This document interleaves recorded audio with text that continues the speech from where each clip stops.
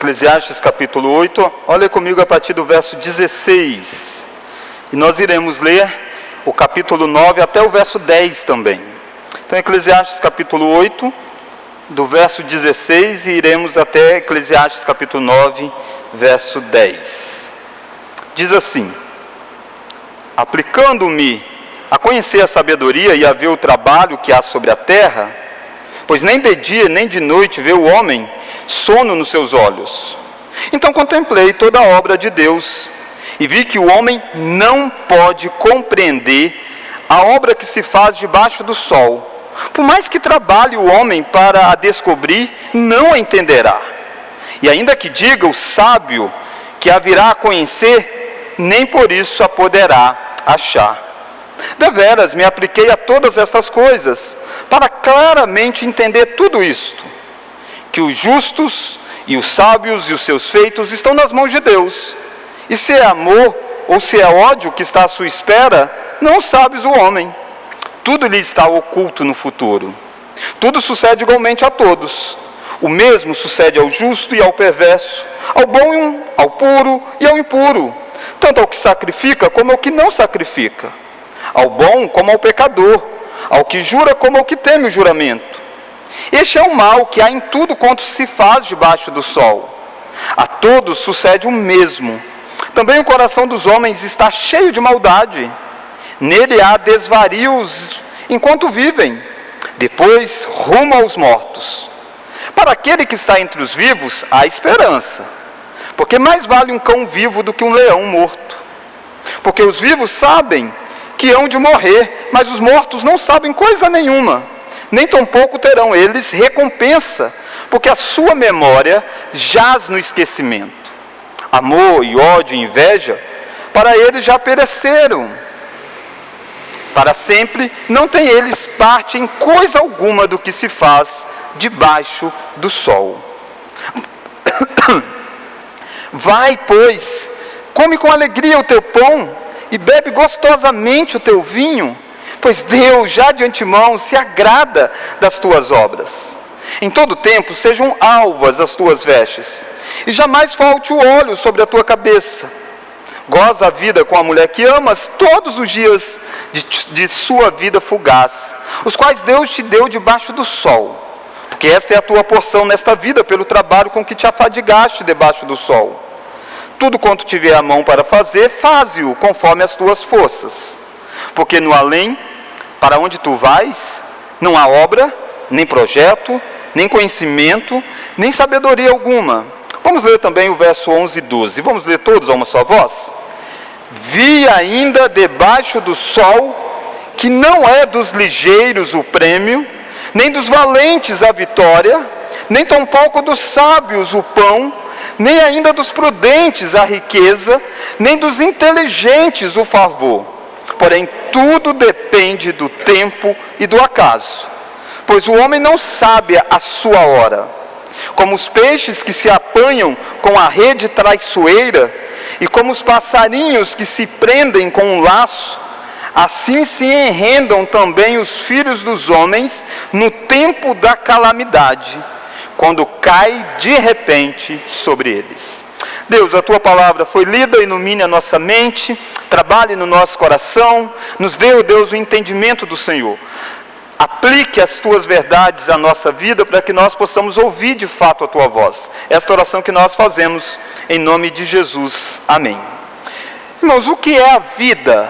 O que é a vida? É bom de fato viver? Ou será que esta vida é apenas um pequeno espaço de tempo que a gente tem que passar para a gente chegar aonde de fato vale a pena, que é os novos céus e a nova terra, que é morar com o Senhor? E de fato, de um certo ângulo, essa é a resposta mesmo. Mas será que é só isso? Será que a jornada por esta vida, ela não tem um sentido? Ela não tem um significado? Será que a gente passa sofrendo aqui simplesmente porque é como se fosse um estágio antes dos novos céus e nova terra? Ter uma visão correta da vida é extremamente importante. Um dos maiores escritores, talvez o maior escritor da literatura brasileira, Machado de Assis, ele tem uma obra chamada Memórias Póstumas de Brás Cubas. É uma obra clássica que dá a obra que inaugura o realismo, e ela traz uma análise um tanto quanto que pessimista da vida. Nesta obra, Memórias Póstumas de Brás Cubas, Machado de Assis ele se utiliza de um recurso literário, onde ele dá voz a uma pessoa que teria estado morta, então ela está narrando a vida dela depois da morte. Lógico que é uma literatura. E o que ele está mostrando é como que é olhar para a vida num olhar pessimista. E este então, Brás Cubas, que é o personagem central, já na dedicatória do livro, ele faz a dedicatória à seguinte pessoa: ao verme que primeiro roeu as frias carnes do meu cadáver, dedico como saudosa lembrança estas memórias póstumas. Percebe? É um livro triste, né? Ele começa dedicando o livro ao verme que roeu o corpo dele. E aí então, no final do livro, ele termina fazendo um balanço da vida. E aí, Brás Cubas diz assim: não alcancei a celebridade do emplastro, não fui ministro, não fui califa, não conheci o casamento. Verdade é que, ao lado dessas faltas, coube-me a boa fortuna de não comprar o pão com o suor do meu rosto. Mas não padeci da morte de Dona Plácida e nem da semidemência de Quincas Borbas. Somadas umas coisas e outras, qualquer pessoa imaginaria que não houve mínguas nem sobra, e consequentemente que saí quite com a vida. E imaginará mal. Então ele está dizendo, se você olha para esse relato, você vai dizer, poxa, esse cara não ganhou muita coisa, mas também perdeu muito, passou quite. Ele diz, se você pensar assim, você está imaginando mal. Porque ao chegar a este outro lado do mistério, achei-me com um pequeno saldo, que é a derradeira negativa deste capítulo de negativas. Não tive filhos, não transmiti a nenhuma criatura o legado da nossa miséria. Triste. Ele está dizendo que a única vantagem é que ele não teve filho. Então ele não passou para alguém ter que viver uma vida como ele viveu. Então é um relato trágico de uma vida.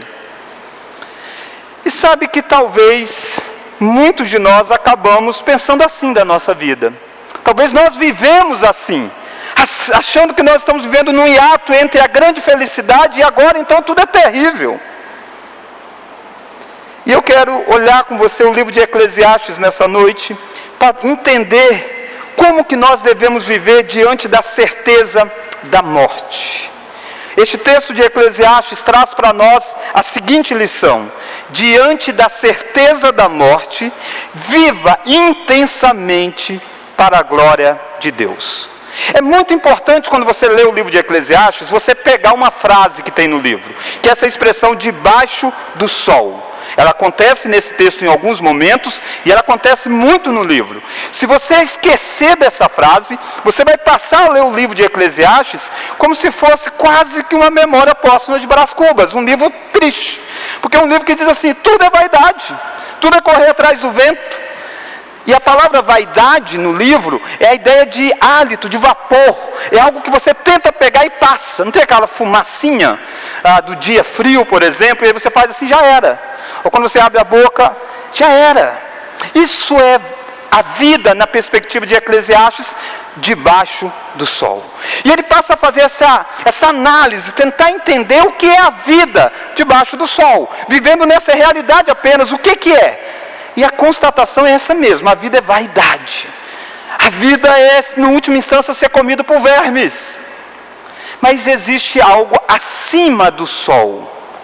E o final do livro de Eclesiastes, Salomão vai elevar a sua cabeça e levar o seu pensamento e mostrar para os leitores que olhar a vida acima do sol vai fazer sentido para a vida abaixo do sol. Então a vida abaixo do sol é essa realidade nossa. Diante da certeza da morte, viva intensamente para a glória de Deus. E a primeira, eu quero ver duas lições com você. Primeiro, é que a vida debaixo do sol, nessa perspectiva então nossa, é uma sucessão de eventos desconhecidos. E o seu fim é a morte. É forte a frase, mas isto que é a vida. A vida, vista na sua realidade, debaixo do sol, é uma sucessão de eventos desconhecidos. E o seu fim é a morte. Olha como que o escritor mostra esta verdade no capítulo 8, verso 16. Ele vai dizer que ele aplicou a conhecer a sabedoria e ver o trabalho que há sobre a terra. Ele diz no verso 17: então contemplei toda a obra de Deus. E qual foi a conclusão que ele chegou? Vamos ler? E vi que o homem não pode compreender a obra que se faz debaixo do sol. Quem está dizendo isso para nós é o homem mais sábio que existiu no Antigo Testamento, Salomão. Salomão, Deus deu muita sabedoria, ele escreveu muitos poemas, ele escreveu de vários provérbios, ele tratou sobre a botânica, ele tratou sobre muitas coisas. E ele disse: eu me apliquei a conhecer. E sabe qual foi a minha conclusão? O homem debaixo do sol não consegue compreender as obras que são feitas. Ou seja, é inútil você aplicar todo o seu esforço e entender o mundo abaixo do sol, que você não vai chegar a ter uma conclusão plena do que é o mundo debaixo do sol. Por quê? Porque a vida traz um futuro que é totalmente desconhecido. Olha lá o capítulo 9. Deveras me apliquei a todas estas coisas, para claramente entender tudo isto, que os justos e os sábios, os seus feitos estão nas mãos de Deus. Vamos ler agora?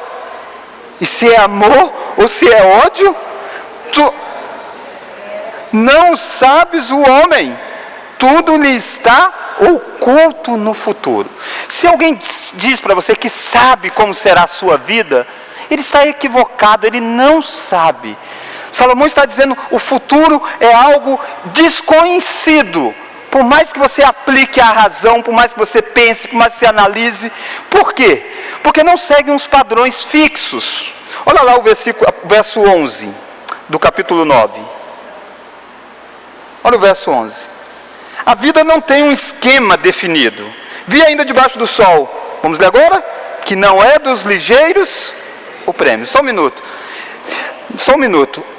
Na maioria das vezes a gente pensa assim: não, mas o seguinte, se eu estudar muito, eu vou ter um futuro assim, assim, assado. Nem sempre. A vida não é uma carta que você consegue prever o futuro, porque é como se tivesse um esquema definitivo de causa e efeito. Muitas dessas coisas ajudam, óbvio, mas não é certeza. É isso que Salomão quer mostrar para você, que confia no seu futuro, baseado em você mesmo, baseado nos seus projetos. Ele diz: olha para a vida ser assim. E aí ele vai fazer essa lista, ó. Não é dos ligeiros o prêmio, nem sempre é. Nem dos valentes a vitória. Quantos combates e aí de repente a nação mais fraca vence a nação mais forte? Você diz: como?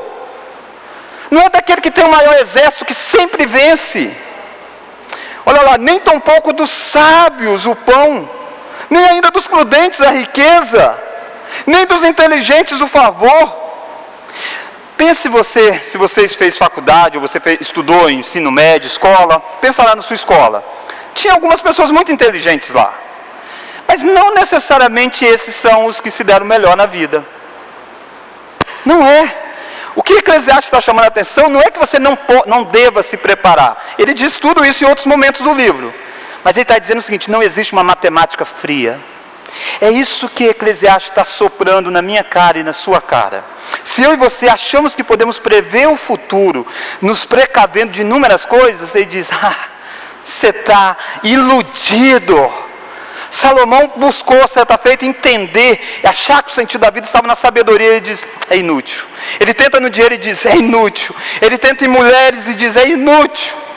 Não dá para entender a vida como se tivesse um esquema definido. Isso mostra para nós que o futuro é algo desconhecido. É isso que Eclesiastes está dizendo. Olha mais. Eclesiastes diz que a espiritualidade também não é garantia de uma vida melhor debaixo do sol. Porque se você não conhece o futuro, talvez você imaginasse assim: depende de quem se preparar melhor para o futuro. Ele diz: não é assim, isso não é regra, não é 100%, não é certeza absoluta. Talvez você pense assim: tá, pastor, mas se eu buscar a Deus, aí é certeza absoluta que vai dar certo. Eclesiastes também chama a sua atenção para que não é certeza absoluta. Olha aí comigo o verso de número 2. Tudo sucede igualmente a todos. O mesmo sucede a quem? Vamos ler? Ao justo e ao perverso. Ao bom, ao puro e ao impuro. Tanto ao que sacrifica, como ao que não sacrifica. Ao bom, como ao pecador. Ao que jura, como ao que teme o juramento. Então, se você pensa que a espiritualidade vai definir a vida debaixo do sol, lembra dessa frase, debaixo do sol? Ela é central para nós. A vida debaixo do sol não se define com a espiritualidade. Há muita gente que faz as coisas corretas, buscam a Deus, se consagra ao Senhor, e ele passa por adversidades terríveis. Ele fica doente como o descrente também fica. Ele perde o emprego. Está dando alguns pipocos, hein? Ele perde o emprego. Oi, som? Ah, foi a porta? Ah, tá, foi a porta. Viu que é imprevisível? Você não sabe nem de onde vem o barulho. Você acha que vem do microfone e vem da porta. Vem da porta. Então percebe que o que Eclesiastes está chamando a atenção é que o futuro é desconhecido. Por que ele é desconhecido? Ele diz, porque você não consegue prever baseado em fatos. Assim, se isso, os melhores sempre alcançam. Não. Aqueles que são aí do futebol vão se lembrar que uma das melhores seleções de todos os tempos, a de 82, não ganhou a Copa do Mundo. Isso acontece várias vezes. Então não é o mais capacitado sempre vence, não é. Mas ele diz, também não é espiritualidade, não é. A mesma coisa acontece tanto a um quanto ao outro. E aqui Salomão está dando para os que pregam uma teologia da prosperidade um checkmate, dizendo, ei, vocês estão errados. Pare de confiar que se você der o dízimo, tudo vai dar certo na sua vida. Ele diz, não, porque o desemprego que acontece no descrente também acontece com o crente. Ele não está dizendo que Deus não abençoa. Lógico que ele mesmo diz provérbios lá, que Deus abençoa. Mas ele está dizendo que não é garantia. O futuro, em última instância, é incerto debaixo do sol. Qual que é a declaração que o sábio faz, então, do que é certeza do debaixo do sol? É a realidade da morte. O sábio declara que o fim de todos debaixo do sol é o mesmo, a morte. Olha lá o versículo 3. Este é o mal que há em tudo quanto se faz debaixo do sol. A todos sucede o mesmo. Também o coração dos homens está cheio de maldade. Nele há desvarios enquanto vivem. Vamos ler agora? Depois rumo aos mortos. A única convicção que você tem debaixo do sol, a única certeza que você tem, é que você vai morrer como qualquer outra pessoa irá morrer. Essa é a realidade de Eclesiastes. É isso que precisa chocar a nossa vida. Aliás, por mais que você pense em cuidar da sua saúde, e você deve cuidar, mas um dia ou outro você parte. Há uma frase de um adesivo que diz assim, coma bem, mantenha-se em forma e morra de qualquer maneira. Há o Woody Allen, ele disse assim, não tenho medo de morrer, só não quero estar lá quando acontecer. Mas acontece. E acontece para ricos e para pobres. Acontece para crentes e para descrentes. Acontece para quem vai à igreja e para quem nunca foi à igreja. Acontece para idosos, acontece para crianças. A morte é uma realidade da vida debaixo do sol. A única certeza que Eclesiastes tem debaixo do sol do futuro é que a morte vai chegar. Diante da certeza da morte, vive intensamente para a glória de Deus. A primeira lição, a vida debaixo do sol é uma sucessão de eventos desconhecidos. E o seu fim é a morte. Olha o versículo de número 1. Olha o versículo de número 1. Não, melhor dizendo, o versículo de número 12, verso 12. Sobre a morte, olha o que Eclesiastes tem para nos ensinar. Verso 12, vamos ler? Pois o homem não sabe a sua hora. Só um minuto, e você não sabe quando ela chega. Você não sabe quando ela chega. Por isso que não adianta todo o planejamento, porque o planejamento que você tem, de repente a morte chega e leva tudo. De repente você planejou todo um estudo, fez faculdade, fez isso, formou e não sei o quê. E na hora que você diz, agora eu vou ganhar dinheiro, a morte vem. E aí você percebe, não foi dos inteligentes. Talvez você passe naquele grande concurso. Você pode apenas trabalhar durante 1 ano ou 2. E a morte chega, e aquele que não passou na mesma posição assume o seu lugar. O autor de Eclesiastes vai trazer a ideia da morte repentina, trazendo a ideia de peixes sendo pescados. O versículo 12 diz, como os peixes que se apanham com a rede traiçoeira. Era um dia comum para um peixe, ele estava nadando comum, como tantos outros, e de repente cai a rede sobre ele. Ele diz, ou então é como um pássaro, que foi se alimentar e de repente era uma armadilha e foi preso. De repente é mais uma viagem que você vai fazer e você não chega no destino. De repente é algo simples. Aliás, a revista Super Interessante publicou no ano de 2018 um artigo intitulado 41 mortes mais bobas da história. Então é uma série. Se você jogar na internet, você encontra esse artigo. E aí eu vou citar algumas aqui. Uma delas é de um rei que morreu de tanto rir de uma piada. Naturalmente que deve ter acontecido alguma coisa com ele. Mas contaram a piada para ele, ele começou a rir e morreu. Morreu rindo. Um advogado e um júri foi provar de que o seu cliente era inocente, porque talvez a vítima que estava morta, talvez ela não foi assassinada, talvez ela mesmo tinha tirado a própria vida. E aí ele pega um revólver e, de uma certa forma, sem querer, dispara um tiro contra ele e ele morre. Naturalmente que o cliente dele foi inocentado, mas ele morreu. Há um comediante chamado Tommy Cooper, que estava em um palco fazendo uma apresentação em 1984. E ele teve um ataque cardíaco ao vivo. Só que as pessoas acharam que ele estava encenando. Acharam que ele estava fazendo graça. E as pessoas riram. E aí no outro dia, quando levaram ele para o hospital, acabou o programa, aí que percebeu, de fato era um infarto e ele morreu. Percebe? Você sabe de histórias de pessoas que você diz, ele não era para morrer. Ela não era para morrer. Ela estava saudável. E quando você está saudável, sabe de uma coisa, a única certeza que tem é que você está pronto para morrer. Eclesiastes está dizendo isso, queridos. Porque Eclesiastes está para nos mostrar que a vida debaixo do sol, ela é desconhecida quanto ao futuro. E o único fato conhecido é que a morte irá chegar, independente das pessoas. E sabe que quando a morte chega, ela põe fim a todos os projetos. Olha lá o versículo 6. Olha o verso 6. Amor, ódio, inveja, para eles aqui os que morreram, já pereceram. Ele diz, não tem mais isso, não tem sentimento. Para sempre não tem eles parte em coisa alguma. Vamos ler agora? Do que se faz debaixo do sol. Lembra que eu estou reforçando essa frase, debaixo do sol. Ele está dizendo, debaixo do sol, neste mundo, aquele que morreu, acabou. Acabou.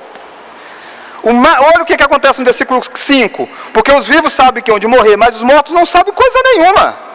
Nem tampouco terão eles recompensa. Vamos ler agora? Porque a sua memória jaz no esquecimento. Você sabe o nome do seu tataravô? Talvez você sabe, mas eu creio que a maioria aqui não sabe. Já caiu no esquecimento. E eu estou dizendo que você não sabe o nome dele. Não estou dizendo que eu não sei o nome do seu tataravô. Estou dizendo você que vem da mesma família. Você não sabe o nome dele. Mas sabe quando ele viveu aqui, ele se envolveu em tanta coisa, achando que ficaria a memória dele para sempre. Hoje você nem lembra. Mas deixa eu dizer uma coisa, um dia você será o tataravô de alguém. A tataravó de alguém. E talvez eles também não vão lembrar de você. A morte chega e tudo passa. Aquilo que você acumulou com tanto carinho, a casa que você tanto cuidou, o chão que você tanto limpou, a mesa que ninguém podia encostar a mão, elas ficam, mas você já foi. O que Eclesiastes está dizendo para nós é uma verdade dura, mas real, de que quando a morte chegar não fica nada debaixo do sol. O seu legado que você tanto acha que você está construindo, rapidinho vai cair no esquecimento. No primeiro momento eles vão chorar, mas depois a vida reconstrói. Se você for casado, a sua esposa vai chorar, mas ela vai casar de novo. Eu acho. Seu esposo, talvez ele case de novo. E a Bíblia diz que não é nada de pecado nisso. Você está casado, o seu voto de compromisso é até que a morte separe. Mas sabe, queridos, o que a Eclesiastes está dizendo é uma realidade dura, que a gente não gosta de pensar, a gente não gosta de olhar. Eu sei que talvez isso está incomodando você que está sentado aí no banco, está dizendo, poxa, o pastor não podia ter pregado uma coisa melhor? Vai falar desse negócio de morte? Queridos, eu estou falando de uma coisa que eu tenho certeza que todos que estão aqui passarão se Jesus não voltar. A vida debaixo do sol é uma sucessão de eventos desconhecidos, e o seu fim é a morte. Como vive então? Qual a implicação disso? Será que a gente entra então em um desespero? O futuro que desconhecemos, ele está nas mãos do Deus que conhecemos. Olha o capítulo 9 de novo, verso 1. Salomão não está apavorado não. Salomão não quer deixar você também apavorado não. Capítulo 9, verso 1. Deveras, me apliquei todas essas coisas para claramente entender tudo isto. Olha o que ele entendeu. Que os justos e os sábios e os seus feitos estão nas mãos de Deus. Essa é a verdade que você precisa saber. O que você precisa saber do seu futuro é só um, que ele está nas mãos de Deus. Se bem ou mal que vai vir dele, você não sabe. E não cabe a você saber. Impossível de saber. Mas você sabe que está nas mãos de Deus. E aí o futuro é desconhecido, mas o Deus não é desconhecido. Por isso que Eclesiastes no final vai dizer, lembra-te do teu Criador, no capítulo 12. Antes que venha o mau dia. Olhe para cima do sol. Se você crê que existe um Deus acima do sol, você sabe que o seu futuro está nas mãos dele. E aí o futuro desconhecido não é lugar de medo para você. O futuro desconhecido não é lugar de causar transtorno em você. O futuro desconhecido por você é conhecido pelo Deus que o decretou. O futuro que desconhecemos está nas mãos do Deus que conhecemos. Mas olha mais, saiba que por mais difícil que seja a vida, prefira viver do que morrer. Olha lá o versículo de número 4. Talvez quando eu disse que tudo que acontece com crente, acontece com descrente, talvez a vida é uma sucessão de eventos desconhecidos, talvez você diz, então por que não chega logo a minha morte? Olha lá o verso 4. Para aquele que está entre os vivos, há esperança, porque mais vale um cão vivo do que um leão morto. Na mente de Eclesiastes, por mais que a vida seja um tanto quanto que vaidade, correr atrás do vento, é como vapor, não parece não ter sentido, Eclesiastes não diz para você, não dá para você o direito de dizer assim, eu queria tanto morrer. Morrer seria muito melhor do que ter a vida que eu tenho. Tem gente que fala assim? Tem gente que vive assim, dizendo, se eu morrer seria muito melhor. Nossa, essa vida aqui é tão sofrida. Eclesiastes diz, não, é melhor viver do que morrer. Por quê? Porque quando você olha para essa perspectiva, olha lá, mais vale um cão vivo do que um leão morto. E o que é o cão? O cão não é o bichinho da nossa cultura, bonitinho, que você tem na sua casa, e que brinca para lá, brinca para lá. Não é esse tipo de cão. Cão na Escritura está muito ligado a um cão selvagem, a um cão que vivia comendo carniças, um cão que vivia na rua, um cão que era renegado, ao ponto da Bíblia sempre chamar as coisas ruins de cão. É até uma terminologia que usa para o próprio Satanás, o cão. Então o cão é essa perspectiva, um animal terrível, ruim, feio. E o leão não, o leão é o rei da selva. Leão é precioso, aliás, leão é usado para a tribo de Judá. Leão da tribo de Judá. Mas aí Eclesiastes pensa no leão, ele morto. E pensa nesse cão vivo. Muito melhor o cão vivo do que o leão morto. É melhor estar vivo do que estar morto, a despeito da vida que você tem. Por que é melhor estar vivo do que estar morto? Porque enquanto você está vivo, você tem uma esperança. Olha lá o versículo 5. Porque os vivos sabem que hão de morrer. A grande vantagem de quem está vivo, na mente de Eclesiastes, é que ele sabe que vai morrer. Ele sabe que um dia ele vai chegar com essa realidade. Então ele tem que viver de uma forma que ele possa passar por essa realidade de uma forma agradável. Olha lá o versículo de número 4. Para aquele que está vivo, que está entre os vivos, a esperança. A esperança dele mudar. Ele está vivendo uma vida terrível, tomando decisões terríveis, indo contra Deus. Mas se ele está vivo, há a esperança dele mudar. A esperança dele saber que um dia a morte chega para ele e ele muda de vida. E você está vivo. E a grande mensagem para você é que há a esperança de você mudar a sua vida hoje. Porque aquela pessoa que tombou hoje, que morreu ontem, que morreu nesse mês, para aquela pessoa não tem esperança dela mudar. A forma como ela viveu determinou para onde ela foi. E não tem mais mudança do outro lado. Para aquele que está vivo ainda há esperança. A esperança de mudança. A esperança de viver significativamente. A esperança de fazer algo para a glória de Deus. Antes que todos os homens compareçam perante o tribunal de Cristo. Og Maldino, em um dos seus livros, ele diz assim que como você deve começar o dia. E ele sugere que você, ao começar o dia, você leia o obituário. O que é o obituário? Era algo que, muito comum em jornais, que era a lista das pessoas que tinham morrido. Pega aquilo aí e lê. Aí ele diz, lê nome por nome. Mas leia o nome e o sobrenome. E aí no final você vai chegar a uma conclusão. A conclusão é que o seu nome não está na lista. A conclusão é que você não morreu. E para aqueles nomes não tem mais esperança, mas para você há esperança. Por mais que a vida seja uma sucessão de eventos desconhecidos, por mais que você não sabe o seu futuro, por mais que as mesmas coisas que acontecem com o bom, pode acontecer com você, com o ruim, acontece com você também, saiba que é melhor estar vivo, porque há esperança de mudança. Mas eu quero chamar a sua atenção para a segunda e última lição. Nós estamos vendo o seguinte tema: diante da certeza da morte, viva intensamente para a glória de Deus. Primeira lição: a vida debaixo do sol é uma sucessão de eventos desconhecidos e o seu fim é a morte. Segunda e última lição: desfrute a vida debaixo do sol como presente dado por Deus. Olha lá o versículo 7. Diante de todas essas incertezas, a única certeza é da morte. Como que o Eclesiastes nos convida a viver, já que viver é melhor do que estar morto, debaixo do sol falando. Tudo isso é debaixo do sol. Verso 7. Vai, pois, come com alegria o teu pão e bebe gostosamente o teu vinho, pois Deus já de antemão se agrada das tuas obras.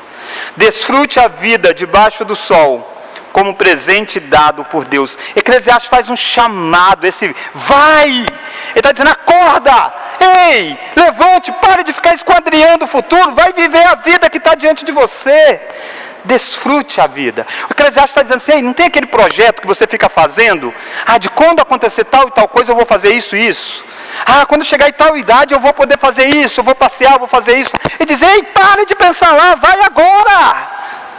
Desfrute a vida do agora, porque amanhã você não sabe. E aí ele vai listar alguns itens que a gente deve fazer para desfrutar a vida. Ele vai dizer, tenha prazer nas coisas mínimas. Olha lá o verso 7. Vai, pois, come com alegria o teu pão e bebe gostosamente o teu vinho. O que Eclesiastes está chamando a atenção não é para aquilo que você vai fazer e nem para a quantidade daquilo. Ele não está dizendo, coma muito. Não, ele está dizendo assim, come com alegria o teu pão. Bebe gostosamente o teu vinho. Ele está chamando a atenção para a forma como você vai desfrutar das coisas mínimas da vida, da sua refeição. Queridos, Deus nos deu o privilégio de nos alimentarmos, de termos momentos onde nós nos assentamos à mesa para comer. O que Eclesiastes está dizendo? Essas são as coisas preciosas da vida. Ele diz, come aquilo, mas não come aquilo só para nutrir você. Come aquilo gostoso. Aprecie, sente o sabor. Desfrute. A vida não foi feita apenas, o alimento não é apenas para nutrientes. É também para nutrientes, óbvio, mas não é só para nutrientes. Deus poderia ter feito de um jeito que nós nos alimentássemos de um tipo só e tivesse todo o nutriente, ou não tivesse diversidade de gostos. Mas a diferença de gostos, a paladar. Você desfruta de uma coisa com sabor. Eclesiastes está dizendo, isso é uma dádiva do Senhor. O texto diz, Deus já se agradou disso. Percebe que viver a vida como debaixo do sol, entendendo que existe o Deus Criador, você desfruta das coisas mínimas, sabendo que é presente do Senhor.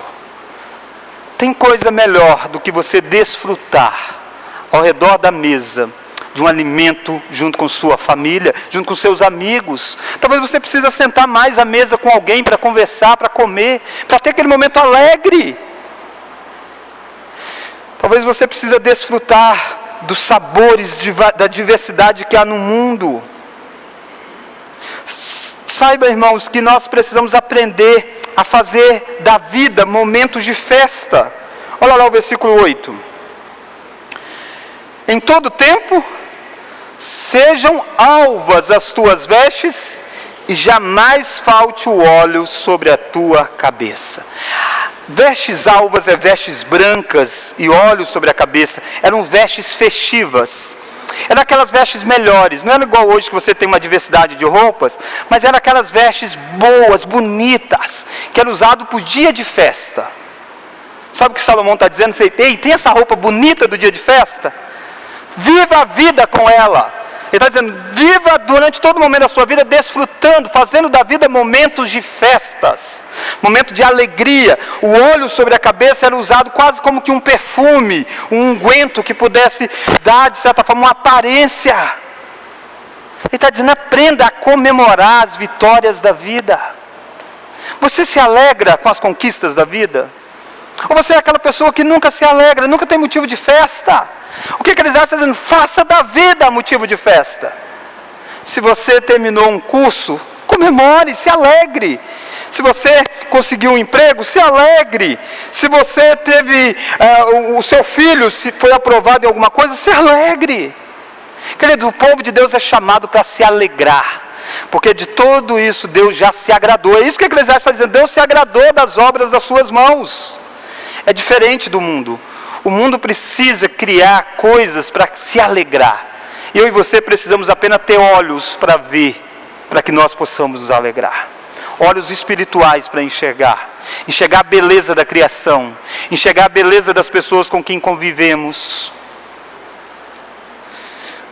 Comemore mêsversário, comemore passar na escola, comemore se você emagreceu, comemore se você engordou um pouquinho também, comemore. O negócio é comemorar, Eclesiastes está dizendo, viva a vida. Mas Eclesiastes chama atenção para mais um item. Ele diz, desfrute a vida com a pessoa amada. Olha lá o versículo 7. Versículo 9. Goza a vida com a mulher que amas. Vamos ler agora? Todos os dias da tua vida fugaz, o quais Deus te deu debaixo do sol, porque essa é a tua porção nesta vida, pelo trabalho com que te afadigaste debaixo do sol. E diz, ei, viva com a pessoa que você ama, a esposa que você ama, o marido que você ama, viva a vida com ele, que a vida passa. É assim, ó. Um dia desse você era novo, você era jovem, hoje você já casou e a vida está passando. E você está deixando para o futuro desfrutar da vida? Você não sabe o que vai suceder amanhã. Desfrute a vida com a pessoa amada. Quantas pessoas fazem do casamento um lugar de guerra? A pessoa vive em guerra com o cônjuge, vive brigando com o marido, vive brigando com a esposa. Tudo é motivo de brigar, tudo é motivo de picuinhas. Eclesiastes está dizendo, ei, pare com isso. Eclesiastes está dizendo, caminhe com a sua amada, conheça lugares com a sua amada, coma um churrasquinho lá com a sua amada, coma um cachorro quente com a sua amada. Isso não é questão de dinheiro, não é assim, eu precisaria ter dinheiro para desfrutar a vida com a minha esposa. Não, você precisa desfrutar a vida com a sua esposa. Não é questão de ter dinheiro, a questão é de você ter coração na sua esposa, e a sua esposa ter coração em você. Naturalmente que isso se aplica mais do que à esposa e ao esposo, isso também poderia aplicar, desfrute a vida com o seu filho, desfrute a vida com o seu pai, com a sua mãe. Você não os terão para todo sempre. Um dia você vai querer o abraço deles e eles não estarão mais com você. Eclesiastes está dizendo, ei, acorde, vai logo. Esse ensinamento não é para que nós possamos viver do jeito nosso. É viver do jeito que a Bíblia nos mostra para viver, vendo em tudo isso a boa mão de Deus. Aliás, Provérbios diz que a mulher a esposa prudente vem do Senhor, é dádiva do Senhor. Talvez você precise rever o seu casamento. Talvez você precise rever a forma como você lida. Talvez você precise rever as prioridades dentro da sua casa. Queridos, é muito mais importante a sua esposa do que a casa limpa. Eu não estou dizendo que vai ficar sujo para sempre, mas é mais importante a sua esposa do que a casa limpa. E é mais importante o seu marido do que a casa limpa. Cuidado para que quando você não atentar para isso, a vida já levou você ou levou ele.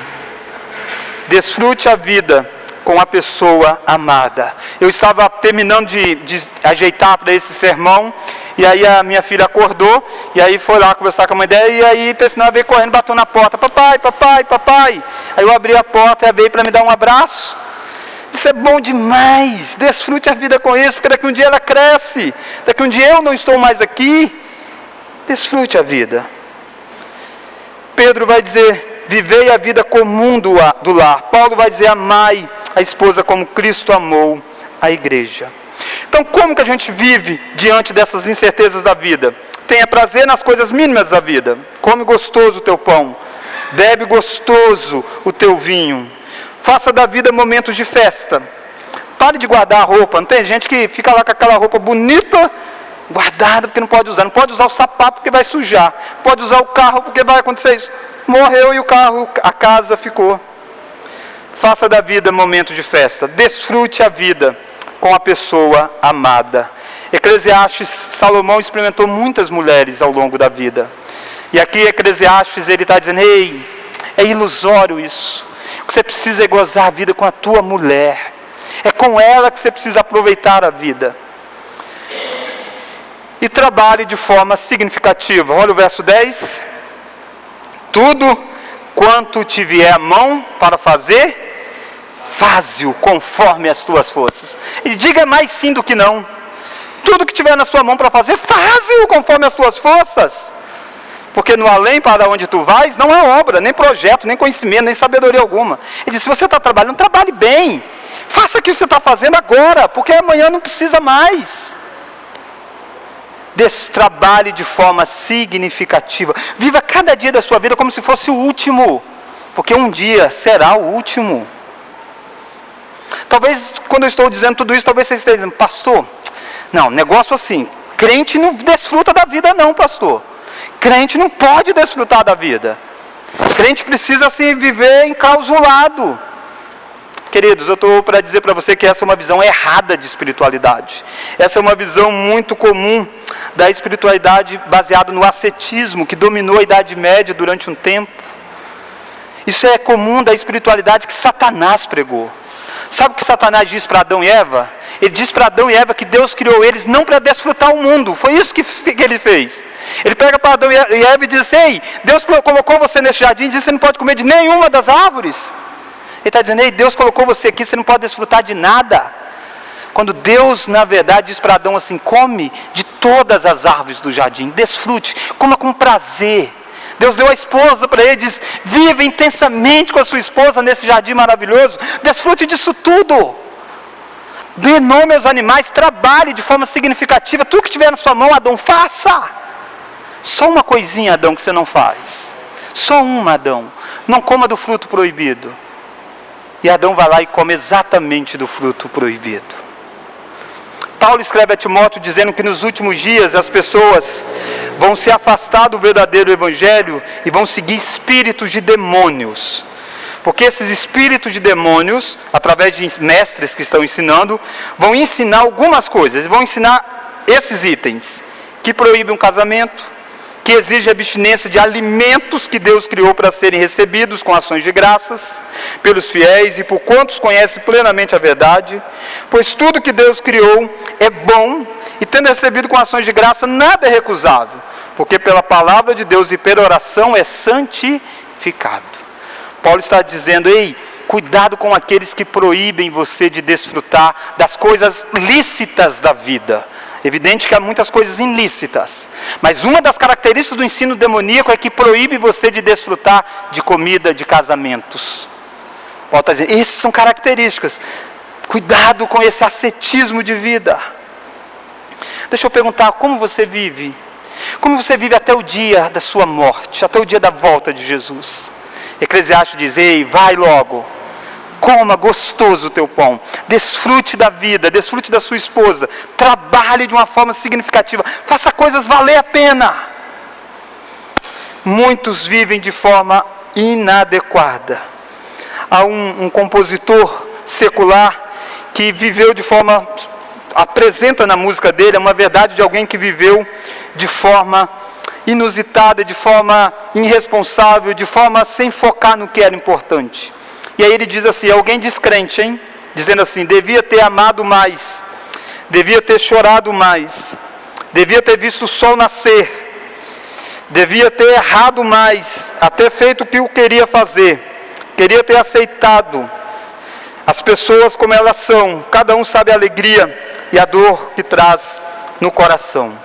Mas queridos, esse que diz isso não conhece o Evangelho de Jesus Cristo, não conhece Deus, e para ele o que deveria ter feito era fazer tudo o que o coração dele mandava, e aí ele chega a dizer, porque o acaso vai proteger ele. Está errado. Nós não temos um acaso, nós temos um Deus que está acima do sol, Ele é que vai nos proteger, e nós vamos fazer todas as coisas de uma forma correta, porque Deus nos manda fazer. Você desfruta do seu casamento, não porque ele é a melhor coisa da vida, a melhor coisa da vida é Deus, é porque ele é um presente de Deus para você. Desfrute dos seus filhos, não porque ele é a melhor coisa da vida, a melhor coisa da vida é Deus, ele é o presente de Deus para você. Desfrute do seu trabalho, não porque é a melhor coisa da vida, porque é um presente de Deus para você. Desfrute da sua família, porque ela é um presente de Deus para você. E todos os presentes são provisórios. Um dia Deus vai tirar de você. Desfrute da vida, porque ela é um presente de Deus. Um dia também será retirada. Diante de tudo isso que eu falei, lembre-se, o futuro é desconhecido. Se você me procurar aí na porta e dizer, pastor, o que vai acontecer comigo? Eu vou dizer, eu não sei. O futuro é desconhecido. A certeza é uma só. Um dia você irá morrer. Não se desespere. Deus está cuidando do seu futuro. Desfrute a vida como dádiva de Deus. É mais um dia que Deus te dá. A morte, essa que é tão temida, que um dia vai chegar, Jesus também já venceu ela por você. Jesus viveu aqui nesse mundo, e Jesus desfrutou desse mundo. Jesus comeu, Jesus bebeu, Jesus se divertiu, Jesus esteve com amigos, com família, sem pecado em todas essas coisas. Jesus morreu. Jesus esteve morto durante 3 dias, mas Ele ressuscitou. E Ele dá vida para todos aqueles que creem nele. De tal forma que isso que Salomão descreve aqui com tanto medo, dizendo, um dia a morte chega, Paulo diz assim, para mim o viver é Cristo, e o morrer é loucura. Paulo está dizendo, ei, aquilo que eu tinha mais medo, o último inimigo, foi tombado pela vitória de Cristo. De tal forma que eu e você devemos viver essa vida assim, sem desesperarmos. Desfrutar dos presentes, mas sabendo que o melhor de Deus ainda está por vir, nos novos céus e nova terra. Que é quando Paulo diz, quando nem olhos viram, nem ouvidos ouviram. Ninguém consegue imaginar o que Deus tem preparado para aqueles que amam o Senhor. Se é bom viver aqui, se a gente faz de tudo para a gente não morrer, e é correto fazer isso, afinal de contas a morte é salário do pecado, a morte é consequência da desobediência de Adão, mas a morte já foi vencida em Cristo Jesus, e quando ela chegar, nós viveremos em um lugar muito melhor, e um dia nós iremos ressuscitar do nosso corpo, e desfrutaremos de um paraíso restaurado, um paraíso ainda melhor do que aquele que Adão desfrutou, porque aquele ainda era provisório. O que eu e você desfrutaremos é para todo sempre, de eternidade a eternidade. Vamos ler o verso 4. Para aquele que está entre os vivos, há esperança. Você está entre os vivos. Eu não estou pregando para ninguém morto, porque há esperança para você. A esperança para você redirecionar a sua vida. A esperança para você redirecionar as suas prioridades. E a esperança para você crer em Cristo e passar da morte para a vida. Vamos orar? Deus, nos ensine, ó Pai, a desfrutarmos deste presente tão gostoso que é a vida que o Senhor nos dá. Mesmo, ó Pai, em um mundo quebrado pelo pecado, mesmo em um mundo onde o coração está contaminado pelo erro, há luzes da Tua graça brilhando diante de nós. Há belos livros para serem lidos, há belas histórias para serem contadas, há belas conversas para serem conversadas, há belos abraços para serem dados, há belos convivência, ó Pai, que há para que nós possamos conviver. Deus, nos tire os olhos das picuinhas, ó Pai. Tire do nosso coração o azedo da vida que quantas vezes domina. Deus, nos faça sermos maridos melhores. Abençoe as esposas. Abençoe os filhos, ó Pai. Deus, nos ensine a amarmos os nossos pais, a termos tempo com eles. Deus, nos ensine a gozarmos a vida como o Senhor nos diz. Abre os nossos olhos, ó Deus, para ver a beleza que é nos alimentarmos. A alegria, ó Deus, de desfrutar desses momentos. Deus, não deixe que a vida se torne apenas uma rotina morta. Deus, a vida debaixo do sol tem as suas dificuldades? Tem. Mas o Senhor já se agradou dos nossos atos. Para nós não há mais dúvida se é amor ou ódio que está diante de nós. O que temos diante de nós é o amor do nosso Pai, que nos amou eternamente. Por isso, ó Deus, abençoe aqueles que estão aqui e ainda não atentaram que o fim desta vida é a morte. E por isso eles precisam desfrutar desta vida, olhando para aquele que está acima do sol, para que possam ter vida após esta vida. Essa oração que nós fazemos, porque Jesus Cristo está vivo, Ele venceu a morte, e é no nome dEle que nós oramos. Amém.